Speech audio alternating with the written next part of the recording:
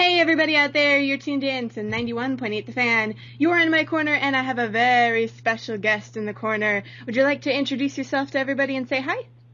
Yes, my name is Kelly Sheridan. Hi guys.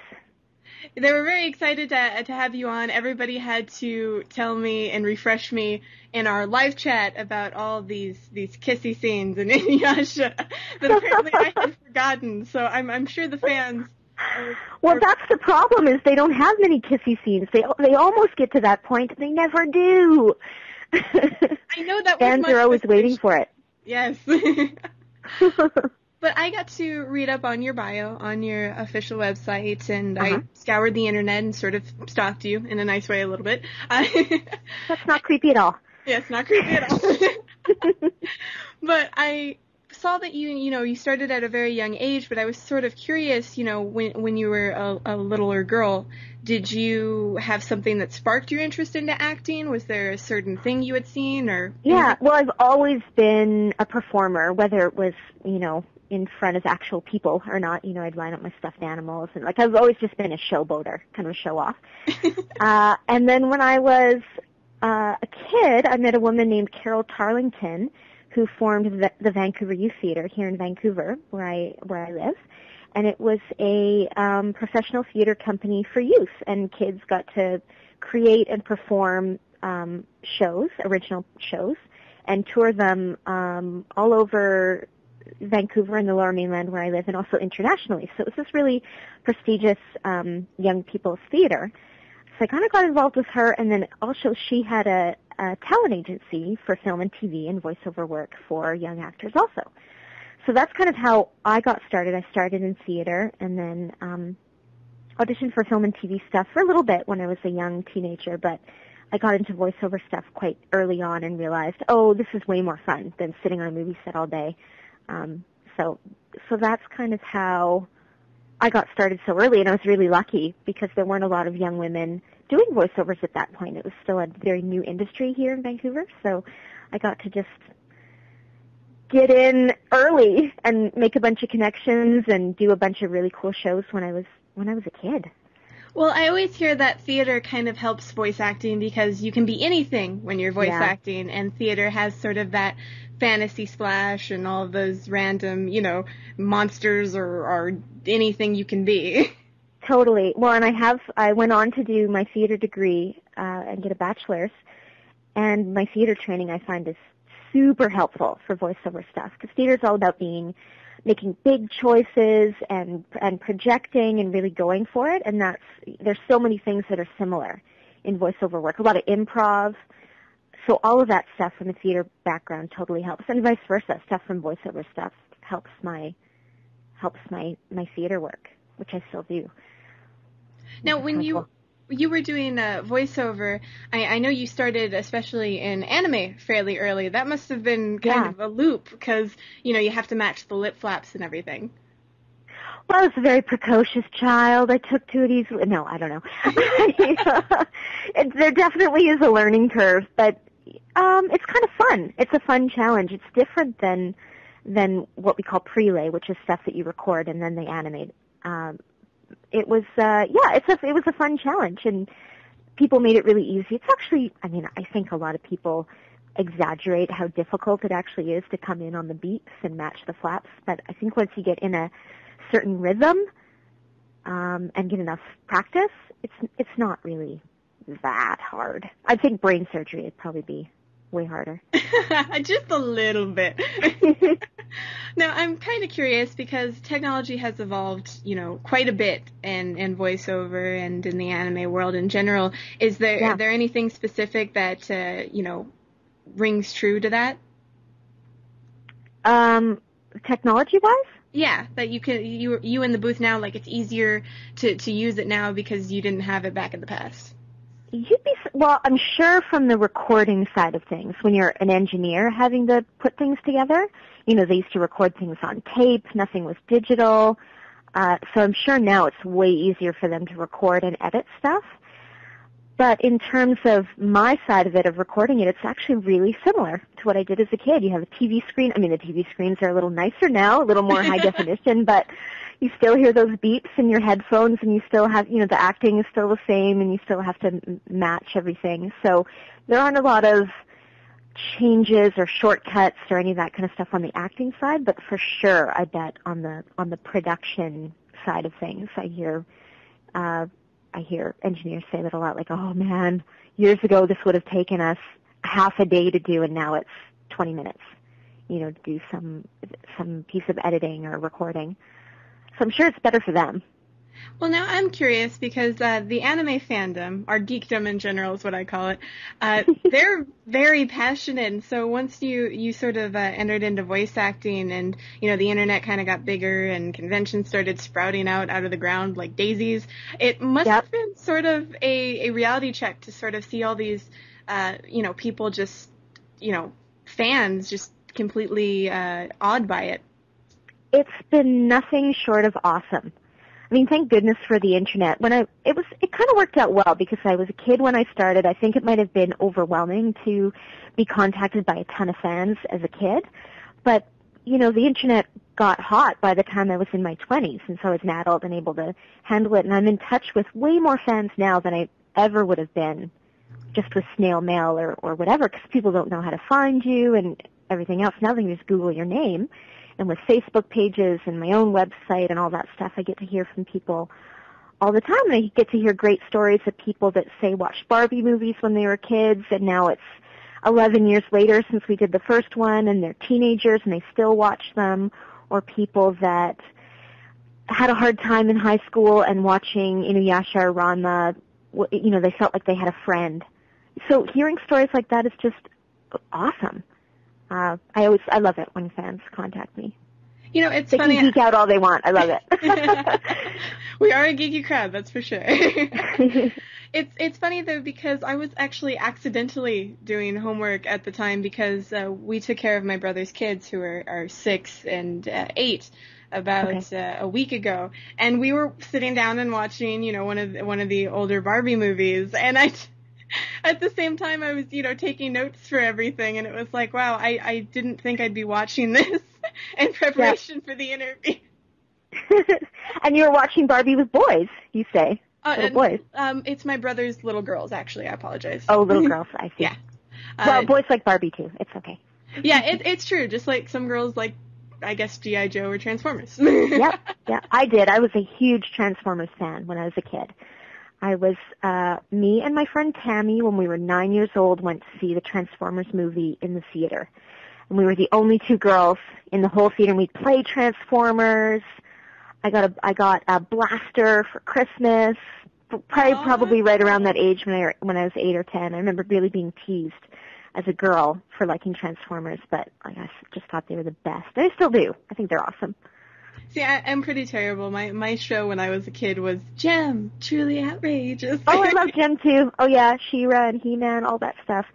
The fun thing now about being an adult voiceover actor is that people my age are having kids, and animation companies are redoing all that stuff. So I get to be on My Little Pony and Care Bears and Transformers and all that stuff that Polly Pocket, all of those things that were popular when we were kids. So it's really nostalgic and fun to get to now perform in those shows.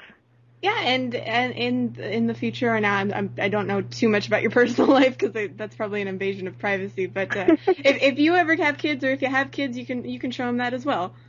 Exactly. Yeah, I know I work with a lot of people who have kids, and once in a while we get free swag. We'll get a free doll or something that our character's doll or whatever for a show that's based on a toy. And they say they have to hide them from their kids. They've got the stuff. No, that's Mom's special toy cabinet. You're not actually allowed to play with any of them because they're special. Because you got to be on that, and that kind of shows a little bit of the hard work into a little toy. Yeah, exactly. It's fun to have that stuff go, yeah, I'm a part of this big thing, this toy that millions of kids play with. It's kind of cool.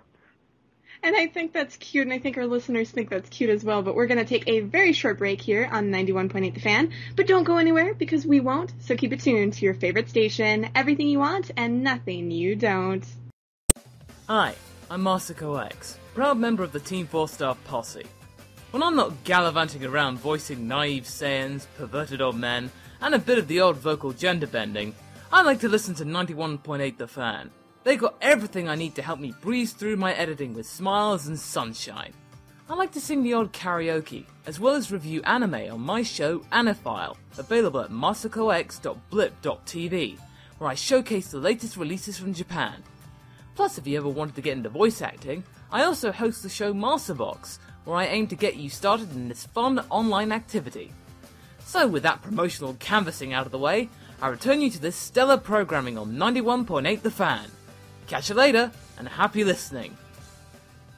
Hey everybody out there, welcome back to 91.8 The Fan. We are still in my corner, and I still have a very special guest in the corner. We didn't have to tie her down. She's still here. I swear to God. Yep. No, I haven't run away. Yes, we haven't scared her too They bad. bribed me with candy and other gifts, I'm sure, that are on the way in the mail. My mom did just make homemade cookies, so I could send those over. Oh. Can you put them through the phone somehow? Because I do really like homemade cookies. That would be actually a great idea. I wish they would invent that technology. We need a teleporter. Teleport those cookies over here. Yes. Or maybe in some way I could use maybe like the Back to the Future car, and I could somehow get there, but I don't know how that would work. I just like time travel. I'll meet you in 1985. You bring the cookies, and I'll bring really big curly hair, and we'll have a party. It'll be awesome. With a bunch of hairspray. Yeah. Now, we were kind of talking behind the scenes, and I was curious for the fans listening out there, are there any projects that recently came out that you would like to tell the listeners about? Yeah, well, I mean, obviously there are always the Barbie movies that are out on DVD and that people can, I don't know, do people even rent DVDs anymore? But go buy them. Check them out. And then I'm on a show called Hero 108 that premiered on, I think, Cartoon Network. It's the one channel I don't get, so I actually haven't seen it on Cartoon Network, but I'm pretty sure that's the channel. And that's a really fun show. It's set in a land called Big Green, and we play, let's see, Ian Corlett's on that show, Andrew Francis, Brian Drummond, Adrian Petru, a bunch of really cool Vancouver actors, and we play superheroes that battle bad guys that are always trying to destroy Big Green and get all these animals on their side and convince them to fight us. So there's a different animal battle each week. That's a really fun zany show. What else have I done? There's a show called Wreck-It Rabbit that I'm on that I don't know if it airs in Canada, but I'm pretty sure it airs in Australia and different places throughout the States. So there's always a lot of stuff. I'm sure fans are more on top of what I'm doing than I even am. Just check IMDb, and it usually gives you an update of what shows are on before I even know. And you have your official website as well, correct? I do, kellysheridan.ca. And for those who want to, keep really up to date, do you have a social network that you're a part of, like Facebook or Twitter? I do. I have a Facebook account which links to my website, so you can go to the website and click on it there. And I think if you just go to Facebook, it's under Kelly Sheridan Voice Actress or Voice Artist or something like that. But there is a link to it on my website. And I have a Twitter account also, which is /KSheridanVoice.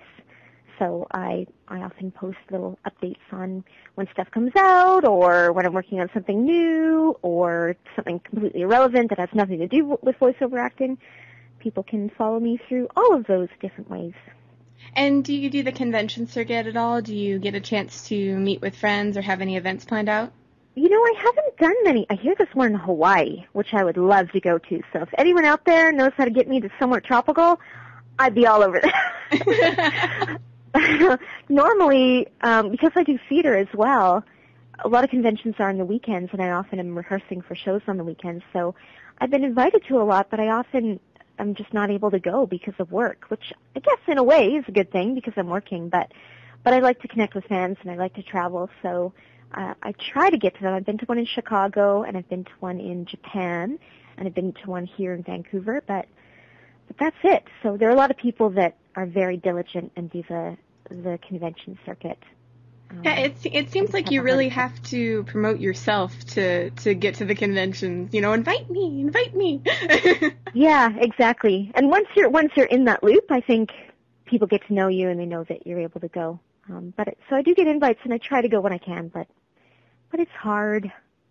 Well, at least there's the internet, so fans can be nice to you. Be nice. Exactly. To you. You know what? I don't know if I've ever had a fan be mean to me. I now that I think about it, I don't think I've ever had a nasty email or Facebook post. Like, people are really cool.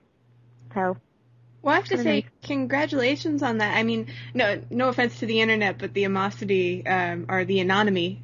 No, is that a word? No. When you're anonymous on the internet, a lot of people can be, I guess, pretty mean because, they don't have to be Yeah. nice, Actually, the one nasty email I ever had was a woman emailed me to say, I saw you in this video on YouTube, and you are a role model for young people. How dare you behave this way? Or something like that. And so I went, what is she talking about? So I went and I think I went to YouTube. Either she sent me a link or I went to YouTube and typed in my name. And this video came up of this scantily clad, middle-aged blonde woman dancing around at some bar or something. Oh, boy. So it wasn't me, but it had my name, like I guess her name, we had the same name or something. Somehow this person thought it was me. That's the only nasty email I think I've ever received. But it was really funny because it wasn't me. So I emailed her back and assured her, there are a lot of Kelly Sheridans out there. It's okay. I understand the role that I play and that I would never do anything to disappoint my younger fans. So just wanted to let you know that wasn't me. Soccer moms are fierce. Oh yeah. And you don't want to get in their way. Now, I'm kind of curious, since we're nearing the end of this interview, if you'd be willing to participate in a 91.8 The Fan tradition. Sure. Well, I don't know. What is it before I agree to it? We ask everyone if they'd be willing to do a radio bump for us. Oh, of course. Awesome. We do it live on air, though. That's the catch. So if you mess up, everybody hears it. Oh, goodness. All right. I got to get ready then. If it makes you feel better, usually everybody messes up. Okay. But basically we ask if you'd be willing to say, my name is, you insert your name, I do this, you can insert, I'm just a voice actress, I'm an actress in general, I do these characters, whatever you want to put there, be creative as you want, and you're tuned into 91.8 The Fan. You're tuned into 91.8 The Fan. Yes. Okay. So whenever you're ready, we can go with take one. Hi, my name's Kelly Sheridan. I'm a voiceover actress. You know me as the voice of Barbie and Sango on Inuyasha, and you're listening to 91.8 The Fan. See, that wasn't so hard. And you didn't mess up. No, well, I said listening to, and I didn't say tuned in. I heard that when I said it. I didn't quite read the script exactly. I got a little off book, but. Would you like to try again, or? Sure. Awesome. Then we'll do a take two. Hi, this is Kelly Sheridan. I'm a voiceover actress living in Vancouver, BC, and you're... There it is. I wanted to say you're listening to again. Do I get a writing credit? Okay, no, here we go. I'm ready. Hi, this is Kelly Sheridan. I'm a voiceover actress living in Vancouver, BC, and you're tuned to not... If it makes you feel better, we do play these on the station, and we make sure to link to your website. So that's the writing credit we get. I thought I was going to be so good at this. See, I nailed the first one, but I got the line wrong. Okay, this is it. Fourth take is the charm. I know it. Ready? Mm-hmm. Hi, this is Kelly Sheridan. I'm a voiceover actress living in Vancouver, BC, and you're tuned in to 91.8 The Fan. See, perfect. That's right. I just made you wait for it. That's all. And it was worth the wait. Wasn't it fabulous? No. It was absolutely fabulous, darling. And would you like to tell anything else to the listeners out there? Well, again, I'd just like to thank people for getting in touch with me and letting me know what they think about all the great shows that I think are wonderful that I've had the opportunity to participate in. So I just wanted to say thanks to the fans because of them I have a job, and I wouldn't otherwise. I'd be working, at a coffee shop somewhere. So thanks, guys. Well, it's obvious that the fans like you because your voice is like the harp of, or what was it, a harp of an angel. So thank you, fans, for being so positive and sending in your feedback via Facebook and Twitter. We do read that, and we try and read those to the guests on air. And thank you so much for this. This was a lot of fun. Yes, it was a great time. Thanks for calling. And for anybody out there who missed any of this interview, shame on you, but don't fret. It'll be up on the website within the next few days. So keep your eyes peeled to 91.8 The Fan. Everything you want and nothing you don't.